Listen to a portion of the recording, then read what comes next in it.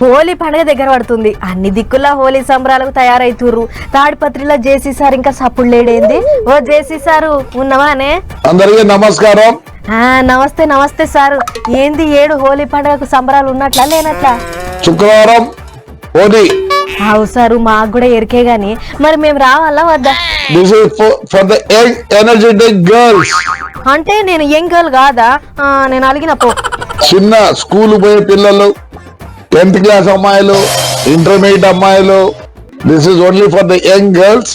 ఎవరికన్నా పెద్దోళ్ళు కూడా ఇంట్రెస్ట్ ఉంటే రండి. అట్లయితే ఓకే. కానీ మరి ఆడోళ్ళకేనా, మగోళ్ళకి ఎంట్రీ లేదా? మగోళ్ళు అయితే, బాయ్స్ అయితే 10 years లోపల.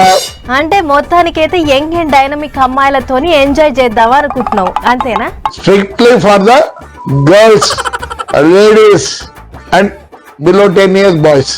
Good, will all participate. అంత మంచినే ఉన్నది కానీ ఏడికి రావాలే? జేసీ పార్క్ దగ్గర.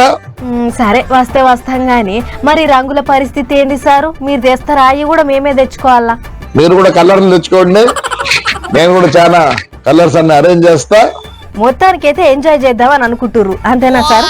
ఎంజాయ్ చేద్దాం. ఏ పండగ మీరు ఎంజాయ్ చేయరు? Good, thank you. ఇన్నరా సార్ ముచ్చట ఎట్లెట్లున్నాయో? ఆడోళ్ళు పడుచుపోలగానే రావాలట, మొగోళ్ళు ఎవ్వళ్ళు హోలీ ఆడేతానికి రావద్దట.